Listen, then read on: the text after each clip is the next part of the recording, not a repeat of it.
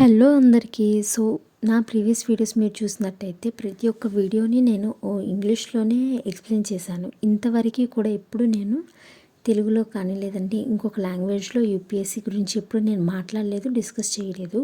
కానీ ఏమైందంటే ఒక 1 వీక్ నుంచి నాకు ఒకటేమని టెలిగ్రామ్ నుంచి పర్సనల్‌గా మెసేజ్ చేస్తున్నారు. లైక్ మేము మీ యొక్క స్ట్రాటజీస్‌ని తెలుగులో కూడా వినాలనుకుంటున్నాం. లైక్ మేము ఇంగ్లీష్‌లో సరిగ్గా ఫాలో అవ్వలేకపోతున్నాం. మా కోసం కొంచెం తెలుగుని అక్కడక్కడ యూజ్ చేస్తూ ఒక స్ట్రాటజీ వీడియో గురించి అసలు యూపీఎస్సీ అంటే ఏంటి, ఎలా ప్రిపేర్ అవ్వాలి అని చెప్పండి అని చాలామంది అడిగారు నన్ను. అందుకని చెప్పేసి తెలుగులో ఒక వీడియో ట్రై చేద్దాము, అట్లీస్ట్ కొంతమంది ఆస్పిరెంట్స్కైనా యూజ్ అవుతుందని చెప్పి ఈ వీడియో చేస్తున్నాను. ఈ వీడియోలో మేజర్గా నేను డిస్కస్ చేయబోయేది ఏంటి అంటే యూపీఎస్సీ ఎగ్జామ్ అంటే ఏంటి, అసలు దీనికి మనం ఎలా ప్రిపేర్ అవ్వాలి, దీనికి కావాల్సిన బుక్స్ ఏంటి, మనము ఒక డేని యూపీఎస్సీ ప్రిపరేషన్ కోసం ఎలా మేనేజ్ చేసుకోవాలి, నోట్స్ ఎలా ప్రిపేర్ అవ్వాలి, అసలు దీనికి కోచింగ్ అవసరమా లేదా, మాక్ టెస్ట్ ఎలా అటెంప్ట్ చేయాలి, అసలు టెస్ట్ సిరీస్ ఎప్పుడు జాయిన్ అవ్వాలి, న్యూస్ పేపర్ ఎలా ప్రిపేర్ అవ్వాలి, ఆప్షనల్ సబ్జెక్ట్ని ఎలా సెలెక్ట్ చేసుకోవాలి. ఇలా ప్రతి ఒక్క పాయింట్ని నేను ఈ వీడియోలో క్లియర్గా ఎక్స్ప్లెయిన్ చేస్తాను. మీరు చేయాల్సింది ఏంటి అంటే క్లీన్గా నేను చెప్పే ప్రతి పాయింట్ని మీరు జాగ్రత్తగా అబ్జర్వ్ చేసి దాన్ని మీరు రోజు మీరు దాన్ని ఇంప్లిమెంట్ చేస్తూ ఉంటే డే బై డే మీకు ఈ ప్రిపరేషన్ ప్రాసెస్లో చాలా ఇంప్రూవ్మెంట్ కనిపిస్తుంది అన్నమాట. ఒక కాన్ఫిడెన్స్ అనేది వస్తుంది. ఇదంతా ఏంటి అంటే నా యొక్క ఎక్స్పీరియన్స్, అంటే నేను యూపీఎస్సీ ఎగ్జామ్ రాసిన ఎక్స్పీరియన్స్ తోటి చెప్తున్నాను అనమాట. నేను కూడా కోచింగ్ తీసుకున్నాను, బట్ అది నాకు అంతగా హెల్ప్ అవ్వలేదు. ఆ కోచింగ్తో నేను ఎలా అంటే దాంట్లో నాకు ఉన్న ప్లస్ పాయింట్ ఏంటి, మైనస్ పాయింట్స్ ఏంటి, మొత్తం అన్నీ డిస్కస్ చేస్తాను. ఈ వీడియోని జాగ్రత్తగా ఎండ్ వరకు చూస్తే మీకు ఈచ్ అండ్ ఎవ్రీ పాయింట్ అర్థమవుతుంది. ఫస్ట్ థింగ్ ఏంటి అంటే యూపీఎస్సీ ఎగ్జామ్ అంటే ఏంటి అంటే దీంట్లో ఏం లేదు, మనకి 3 ఫేజెస్లో ఈ ఎగ్జామ్ కండక్ట్ చేస్తారు. ఫస్ట్ వచ్చేసి ప్రిలిమ్స్ అనమాట. దీంట్లో మనకి జిఎస్ పేపర్ 1 ఉంటుంది. దీంట్లో geography, polity, economy, history, environment, science and technology, international relations, current affairs, వీటి మీద మనకి క్వశ్చన్స్ వస్తాయి. ఆబ్జెక్టివ్ టైప్ ఉంటుంది. అండ్ ఇంకో పేపర్ వచ్చేసి సీసాట్ అనమాట. దీంట్లో ఇంగ్లీష్ అండ్ మ్యాథ్స్, ఇది కూడా ఆబ్జెక్టివ్ టైప్ ఉంటుంది. ఇది జస్ట్ క్వాలిఫైయింగ్ పేపర్ మాత్రమే, అలానే దీన్ని నెగ్లెక్ట్ చేయమని కాదు. ఇది క్వాలిఫై అయితేనే మీరు మెయిన్స్కి ఎలిజిబుల్ అవుతారు. ఈ పేపర్ చాలా ఇంపార్టెంట్. ఈ పేపర్కి సపరేట్ సిలబస్ ఉంది. ఆ సిలబస్ గురించి నేను మళ్ళీ మాట్లాడతాను. అండ్ నెక్స్ట్ వచ్చేసి సెకండ్ ఫేజ్లో మెయిన్స్ అనమాట. ఈ మెయిన్స్లో మొత్తం 9 పేపర్స్ ఉంటాయి. 4 జిఎస్ పేపర్స్, ఒక SA paper and 2 optional papers, 2 qualifying papers ఉంటాయి. అంటే 2 లాంగ్వేజ్ పేపర్స్ ఉంటాయి అన్నమాట. అండ్ థర్డ్ వచ్చేసి ఇంటర్వ్యూ. మనకి ఇక్కడ మెయిన్స్ అండ్ ఇంటర్వ్యూ చాలా ఇంపార్టెంట్. ప్రిలిమ్స్ క్వాలిఫై అయితే సరిపోతుంది, కానీ మెయిన్స్లో అలా కాదు. మెయిన్స్లో మంచి మార్క్స్ వస్తే మీ మార్క్స్ని బట్టి మీకు ఏ కేడర్ ఇవ్వాలి, ఏ సర్వీస్ ఇవ్వాలి అనేది వాళ్ళు డిసైడ్ చేస్తారు. ఇక్కడ మనకి మెయిన్స్ అండ్ ఇంటర్వ్యూ మీద ఎక్కువ ఫోకస్ ఉండాలన్నమాట. అండ్ ఇక్కడ కొంతమందికి ఇంటర్వ్యూ చాలా ఈజీగా ఉంటుంది, ఎందుకంటే ఇంటర్వ్యూకి ఎలాంటి సిలబస్ ఉండదు, అదంతా మన పర్సనాలిటీ మీద డిపెండ్ అయి ఉంటుంది. కాబట్టి చాలామందికి ఇంటర్వ్యూ చాలా ఈజీగా ఉంటుంది. మెయిన్స్ కొంచెం కష్టపడతారనమాట. లైక్ కొంతమందికి మెయిన్స్లో ఎక్కువ మార్క్స్ తెచ్చుకోవడానికి కొంచెం ఇబ్బందిగా ఉంటుంది. అలా కాకుండా ఉండాలి అంటే ఎలాంటి టిప్స్ ఫాలో అవ్వాలో మనం తెలుసుకుందాం. ఇది యూపీఎస్సీ ఎగ్జామ్ అంటే.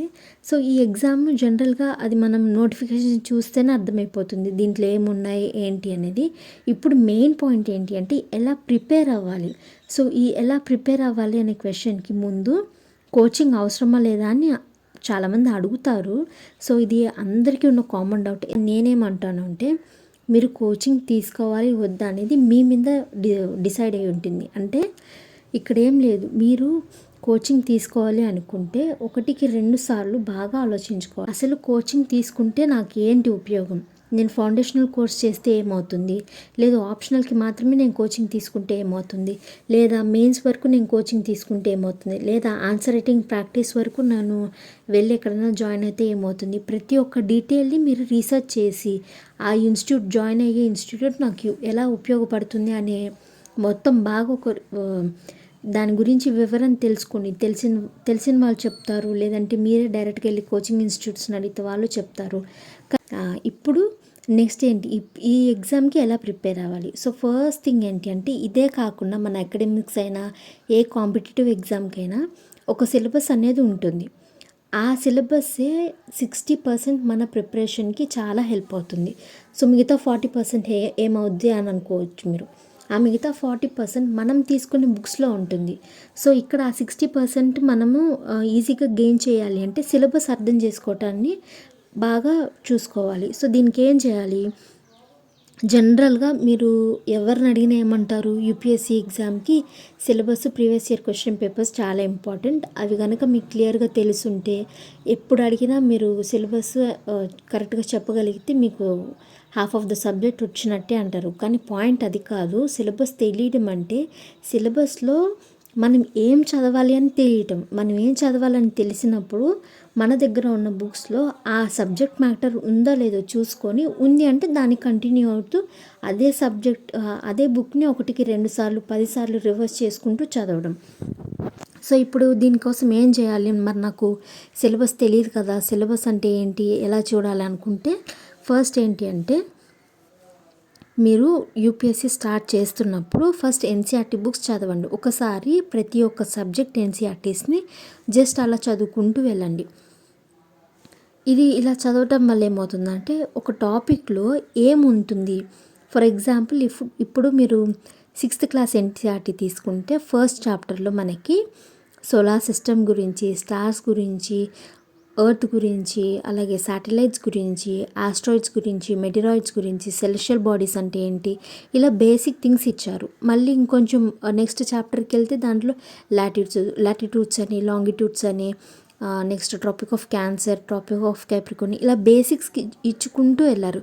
సో ఈ బేసిక్సే ఫర్దర్ క్లాస్ అంటే 7th క్లాస్ టెక్స్ట్ బుక్ తీసుకుంటే ఇంకొంచెం డెప్త్గా 8th 9th ఇలా క్లాస్ పెరిగే కొద్దీ మనకి దాంట్లో ఆ సబ్జెక్ట్లో ఉన్న డెప్త్ని మనకి బాగా చూపించారన్నమాట. సో ఇక్కడ ఏంటి, ఎన్సీఆర్టీ బుక్ చదవటం వల్ల జాగ్రఫీలో నీకు ఏమేమి టాపిక్స్ వస్తాయి, ఎర్త్ ఇంటీరియర్లో ఏమేమి ఉంటుంది, అసలు ఈ యూనివర్స్ ఎలా ఎవాల్వ్ అయ్యింది, అలాగే దీని మూమెంట్ ఎలా జరుగుతుంది, ఇలా ప్రతి ఒక్క దాని గురించి డీటెయిల్గా ఎక్స్ప్లెయిన్ చేస్తున్నారు. సో దాన్ని బట్టి నీకేం అర్థమవుతుంది, ఓహో జాగ్రఫీ అంటే ఇదా అని ఒక ఐడియా ఉంటుంది ఎన్సీఆర్టీస్ చదివినప్పుడు. సో ఇలా ప్రతి ఒక్క సబ్జెక్ట్ ఎన్సీఆర్టీ అంటే హిస్టరీ, జాగ్రఫీ, ఎకానమీ, తర్వాత ఎన్వైర్న్మెంట్, ఇలా పాలిటీ, ఇలా ప్రతి ఒక్క సబ్జెక్ట్ ఎన్సీఆర్టీస్ ఒక్కసారి ఒక రీడింగ్ అయిపోయిన తర్వాత మీరు కనుక సిలబస్ చూస్తే అప్పుడు మీకు ఒక ఐడియా వస్తుంది అనమాట. ఓహో జాగ్రఫీ అంటే ఇదా, జాగ్రఫీ సిలబస్లో దీని గురించి నేను చదువుకోవాలా అని ఒక థాట్ ప్రాసెస్ డెవలప్ అవుతుంది. సో అప్పుడు నెక్స్ట్ ఏం చేయొచ్చు అంటే గూగుల్ హెల్ప్ తీసుకొని ప్రతి ఒక్క టాపిక్లో ఏ సబ్ టాపిక్స్ వస్తాయో మీరు రీసెర్చ్ చేస్తే ఈజీగా మీకు సిలబస్ అనేది, యూపీఎస్సీ సిలబస్ అనేది అర్థమవుతుంది. సో ఇక్కడ చూసుకుంటే ఇక్కడ నేను ఒక ఎగ్జాంపుల్ చూపిస్తాను చూడండి.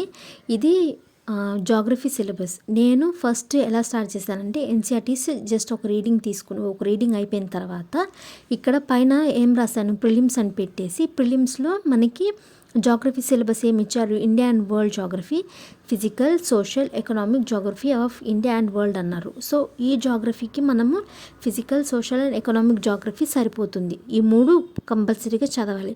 సో నీకు ఫిజికల్ జాగ్రఫీ అంటే ఏంటి, సోషల్ జాగ్రఫీ అంటే ఏంటి, ఎకనామిక్ జాగ్రఫీ అంటే ఏంటి ఎలా తెలిసిద్ది, నీకు సబ్జెక్ట్ తెలిస్తేనే తెలిసిద్ది, లేకపోతే తెలియదు. కాబట్టి నేనేం చేశాను, ఎన్సీఆర్టీ ఐడియా ఉంది కాబట్టి సో ఇక్కడ physical geography of India and world కింద salient features of world's physical geography అనే సిలబస్ వస్తుంది. అంటే ప్రిలిమ్స్కి మెయిన్స్కి మధ్య కామన్ సిలబస్ అనేది ఉపయోగపడుతుంది అని చెప్పి నాకు అర్థమయ్యి నేనేం చేశాను, salient features of world's physical geography కింద ఏ టాపిక్స్ వస్తే మొత్తం లిస్ట్ అవుట్ చేసుకున్నా. సో ఇక్కడ ఏమేమి వస్తున్నాయి మనకి, థియరీస్ ఆఫ్ ఎవల్యూషన్ వస్తుంది, ఎవల్యూషన్ ఆఫ్ ఎర్త్ వస్తుంది, జియోమార్ఫాలజీ, ఓషనోగ్రఫీ, క్లైమటాలజీ, బయోజాగ్రఫీ అండ్ అలాగే physical geography of India. So ఇది మొత్తం మనకి ఒక సెగ్మెంట్ కిందకు వచ్చేసింది. నెక్స్ట్ దాంట్లో ఏమి ఇచ్చాడు, మెయిన్స్లో distribution of key natural resources across the world including South Asia and the Indian subcontinent అన్నాడు. సో ఇక్కడ ఏంటి, ఫస్ట్ న్యాచురల్ రిసోర్సెస్ గురించి మాట్లాడుతున్నాడు. సో న్యాచురల్ రిసోర్సెస్ అంటే 8th క్లాస్ 10th క్లాస్ ఎన్సీఆర్టీలో మనకి దొరుకుతాయి. సో దాంట్లో చూస్తే టైప్ ఆఫ్ రిసోర్సెస్ ఏముంటాయి, land resources, water resources, forest, mineral resources ఉంటాయి. సో ఇది ఎలా డిస్ట్రిబ్యూషన్ జరిగింది, దీనికి ఉన్న ప్రాబ్లమ్స్ ఏంటి, ఆ ప్రాబ్లమ్స్ని ఎలా కన్సర్వ్ చేసుకున్నారు, కన్జర్వేషన్ మెథడ్స్ ఎలా వచ్చాయి అనేది ఇక్కడ మనం చూసుకోవాలన్నమాట. సో ఇలా ప్రతి ఒక్క టాపిక్కి దాని కింద నేను ఏం చదవాలి, ఏం చదివితే నాకు ఈ టాపిక్ కంప్లీట్ అవుతుంది అని నేను ప్రతి ఒక్క టాపిక్ కింద నోట్ చేసుకున్నాను. నెక్స్ట్ ఇక్కడ లాస్ట్ చూస్తే important geophysical phenomena such as earthquakes, tsunami, volcanic activity, cyclone etcetera అన్నాడు. సో ఇప్పుడు నేను ఎన్సీఆర్టీస్లో ఈ ఎర్త్క్విక్ గురించి నేను చదివా, సునామీ గురించి చూశాను, వాల్కెనిక్ యాక్టివిటీ గురించి, సైక్లోన్స్ గురించి తెలుసుకున్నా. అంటే నేను ఎన్సీఆర్టీస్ చదవడం వల్ల ఈ టాపిక్స్ ఏంటి అనేది నేను తెలుసుకున్నా కాబట్టి నాకు ఓకే యూపీఎస్సీలో జాగ్రఫీ అనే పార్ట్లో ఈ సిలబస్లో ఇది వస్తుంది అని ఒక ఐడియా ఉంది కాబట్టి నేను ఈజీగా దాన్ని చదువుకోవడానికి ఇంట్రెస్ట్ చూపిస్తాను. నీకు ఏమీ బేసిక్స్ తెలియకుండా నువ్వు సిలబస్ చూసి కంగారు పడిపోతే నువ్వు ఎలా చదువుకుంటావు, రైట్? సో ఇక్కడ మీరు చేయాల్సింది ఏమీ లేదు. ఫస్ట్ ఎన్సీఆర్టీస్ మొత్తం కంప్లీట్ అయిన తర్వాత సిలబస్ని తీసుకొని కామన్గా ఉన్న సిలబసెస్ ఏంటి మొత్తం చూసుకొని దాని కింద మీరు ఏం చదవాలని ఒక లిస్ట్ తయారు చేసుకున్న తర్వాత మీరు ప్రిపరేషన్ స్టార్ట్ చేస్తే మీకు చాలా వరకు అర్థమవుతుంది అండ్ ప్రిపరేషన్ కూడా ఈజీగా ఉంటుంది. సో ఇప్పుడు నేనేం చెప్పాను, ఎన్సీఆర్టీ స్టార్ట్ చేసిన తర్వాత సిలబస్ని డీకోడ్ చేయండి అన్న. మీకు గనక సిలబస్ డీకోడింగ్ అర్థం కాకపోతే ఆల్రెడీ నేను ఇంతకు ముందే సిలబస్ మొత్తం డీకోడ్ చేసి ఛానల్లో వీడియో కూడా అప్లోడ్ చేశాను, మీరు వెళ్ళి అది చూడొచ్చు.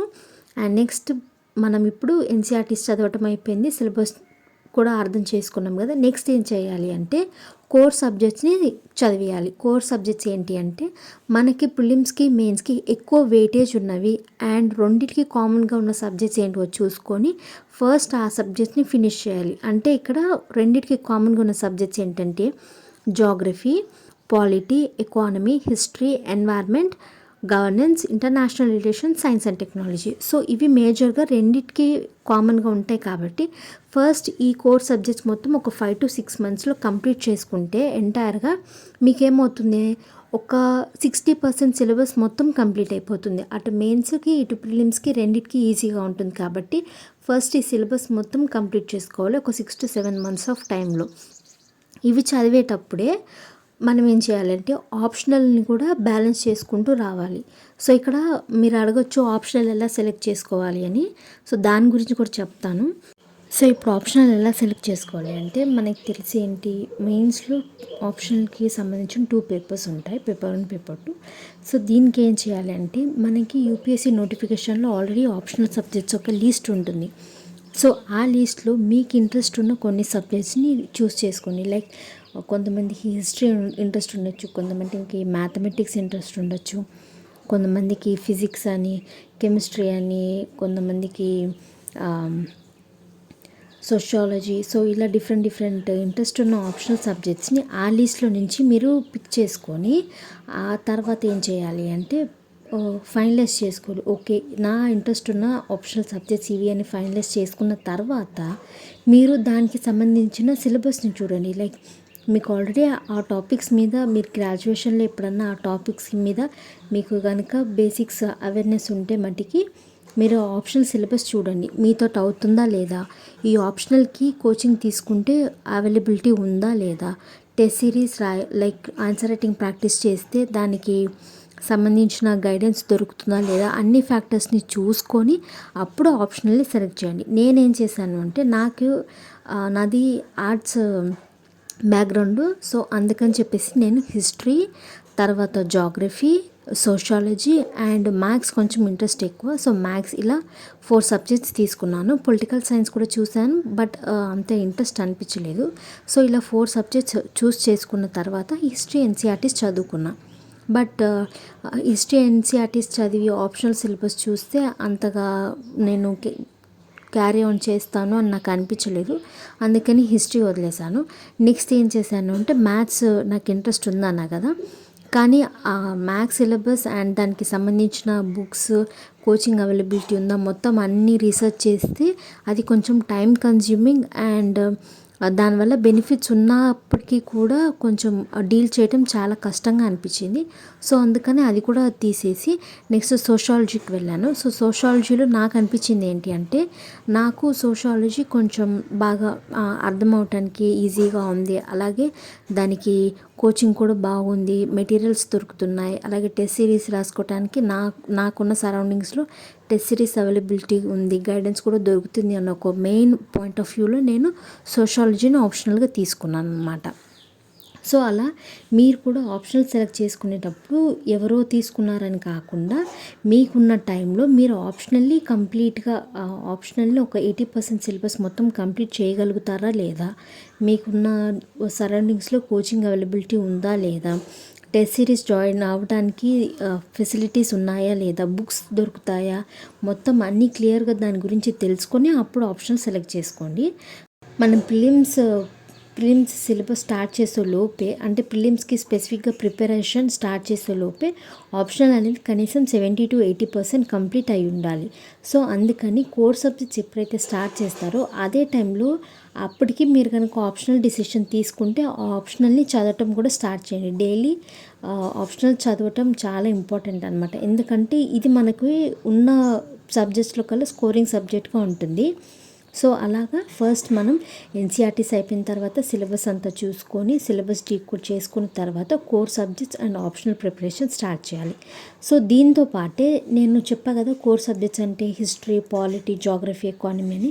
సో ఇలా మనం కోర్ సబ్జెక్ట్స్ స్టార్ట్ చేసిన తర్వాత ఒక 30% సిలబస్ కంప్లీట్ అయింది నా కోర్ సబ్జెక్ట్స్ నుంచి, నేను కొంచెం కంటెంట్ నా దగ్గర కొంచెం ఆన్సర్ రైటింగ్కి కొంచెం మ్యాటర్ ఉంది అండ్ ఏదైనా విషయం గురించి మాట్లాడటానికి నా దగ్గర పాయింట్స్ ఉన్నాయి అనుకున్నప్పుడు మీరు న్యూస్ పేపర్ రీడింగ్ అనేది స్టార్ట్ చేయండి. ఇది ఎందుకు అంటే న్యూస్ పేపర్ నేను ఎందుకు ఫస్ట్ డే నుంచి స్టార్ట్ చేయండి అని చెప్పట్లేదు అంటే, నీకు అక్కడ సబ్జెక్ట్ గురించి ఏమీ తెలియకుండా న్యూస్ పేపర్ హెడ్లైన్స్ చదివి ఏ న్యూస్ యూపీఎస్సీకి రిలేటెడ్, ఏ న్యూస్ యూపీఎస్సీకి రిలేటెడ్ కాదు అని డిసైడ్ చేసుకోవడానికి చాలా టైం పడుతుంది. సో అప్పుడు టైం అంతా అక్కడే న్యూస్ పేపర్ మీద ఒక 3 to 4 hours వేస్ట్ అయిపోతుంది. అలా కాకుండా ఫస్ట్ కొంచెం సబ్జెక్ట్ నేర్చుకోండి.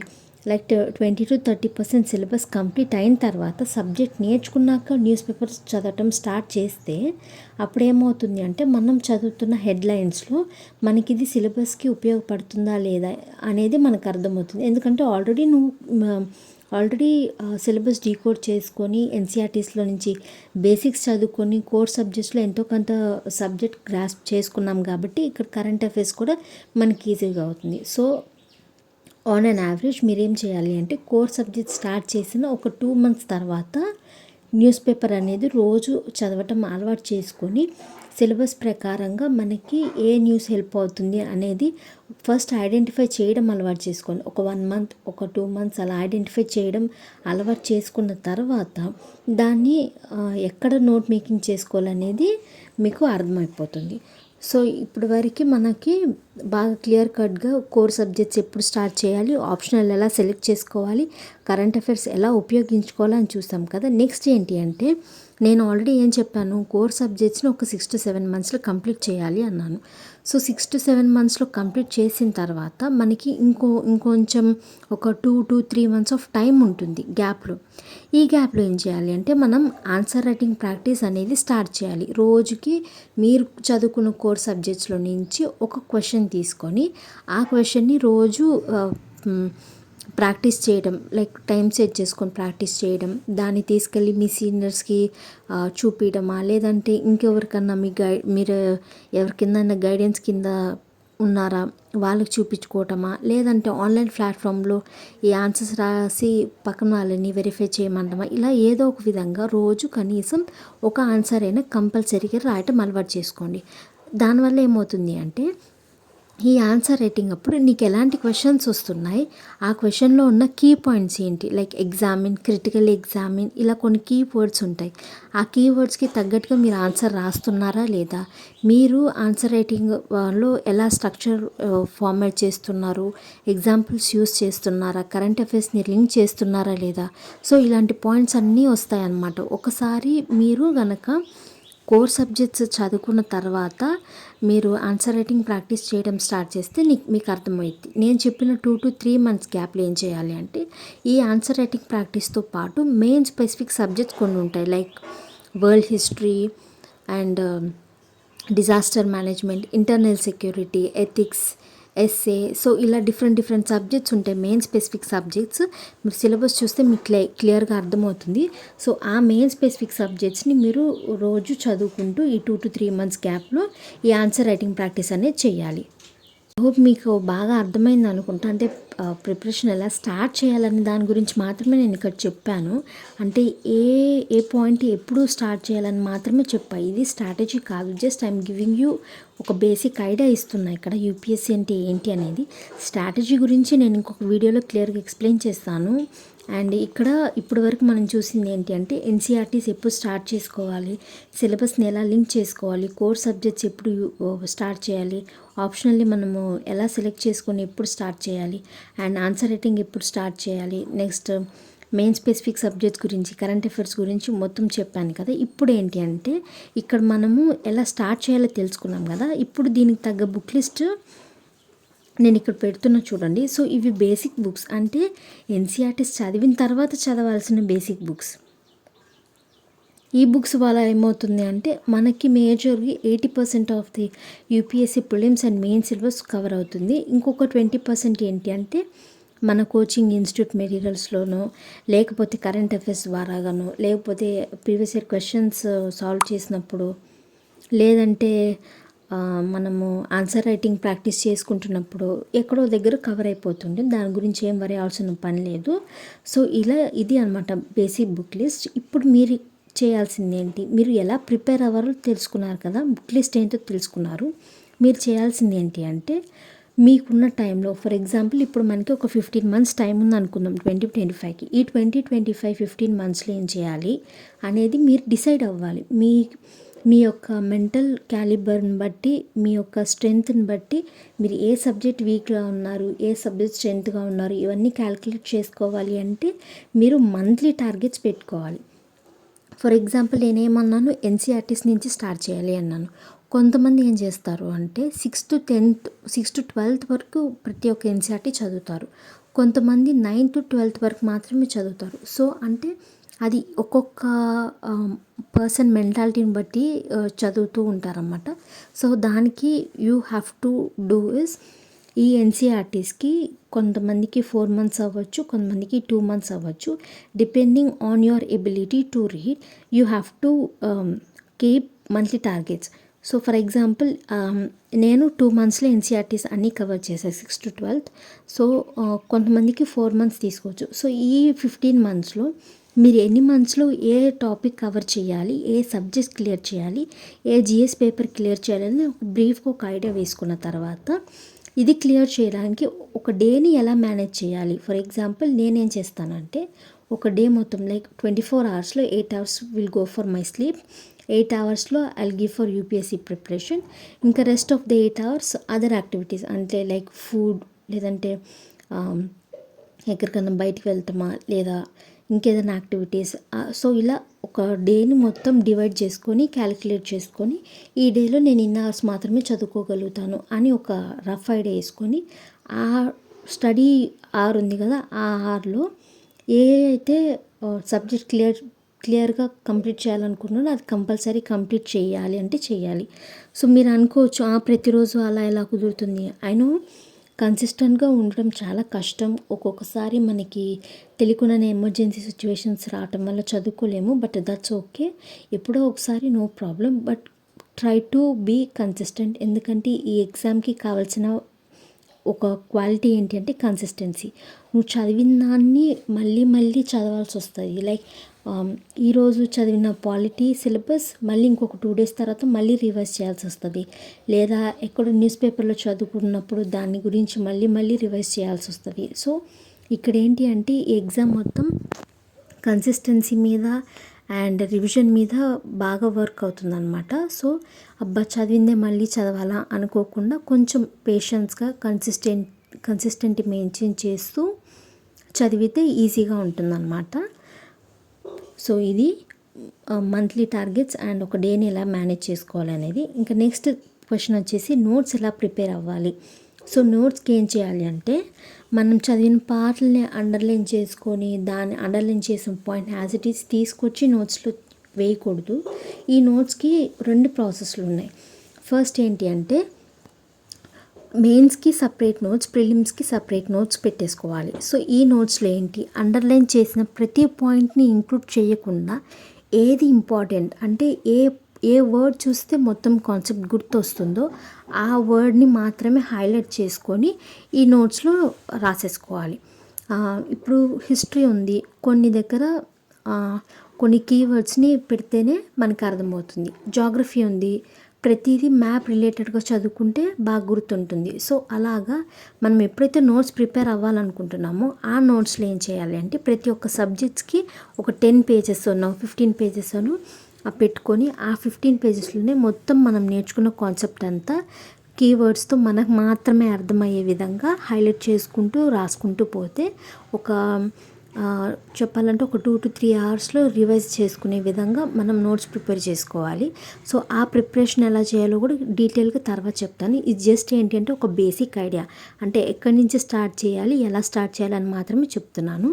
మీకు ఏదైనా డౌట్ ఉంటే కనుక కామెంట్ సెక్షన్లో అడిగితే నేను దాని గురించి డీటెయిల్గా మళ్ళీ చెప్తాను. ఇది జస్ట్ ఐడియా కోసం మాత్రమే చేస్తున్నా.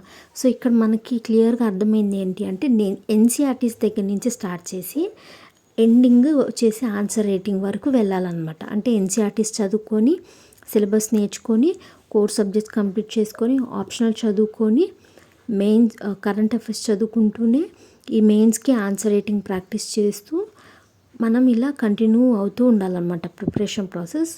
సో ఇదన్నమాట దీని గురించి. మీకు గనక ఏదైనా పాయింట్ అర్థం కాకపోయినా లేదా ఇంకా డీటెయిల్గా ఎగ్జాంపుల్స్తో సహా చూపించమన్నా, నేను ప్రిపేర్ అయిన నోట్స్ చూపించమన్నా, నేను ఎలా ప్రతి ఒక్క టాపిక్ని నోట్స్ ప్రిపరేషన్ చేసుకున్నాను అది చెప్పమన్నా క్లియర్గా ఎక్స్ప్లెయిన్ చేస్తాను. అదన్నీ మీకు అసలు ఏమేమి కావాలనేది టెలిగ్రామ్ ఛానల్లో మెసేజ్ చేసినా పర్వాలేదు, ఇన్స్టాగ్రామ్లో డిఎం చేసినా పర్వాలేదు, కామెంట్ సెక్షన్లో పెట్టినా పర్వాలేదు. మీకు కావాల్సినవి ఏంటో చెప్పండి, ఖచ్చితంగా I do a video on that.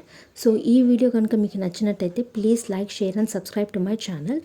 And next వీడియోలో మనం ఒకవేళ ఈ వీడియో కనుక మీకు నచ్చితే కామెంట్స్ రూపంలో తెలియజేస్తే నెక్స్ట్ వీడియోలో మనకున్న ఈ 15 monthsని మనం ఎలా ప్లాన్ చేసుకుంటే సిలబస్ కవర్ చేసుకోగలము, అండ్ ఈ సిలబస్ని ఏ టాపిక్స్ని ఎక్కడి నుంచి ప్రిపేర్ అవ్వాలి, అండ్ వీటికి కోచింగ్ ఇన్స్టిట్యూట్ నుంచి ఏ మెటీరియల్ కొనుక్కోవాలో అది కూడా క్లియర్గా ఎక్స్ప్లెయిన్ చేస్తాను. సో నా ఛానల్ని సబ్స్క్రైబ్ చేసుకుంటుండని, మంచి మంచి వీడియోస్ ఖచ్చితంగా డెఫినెట్గా చేస్తాను. Thank you for watching.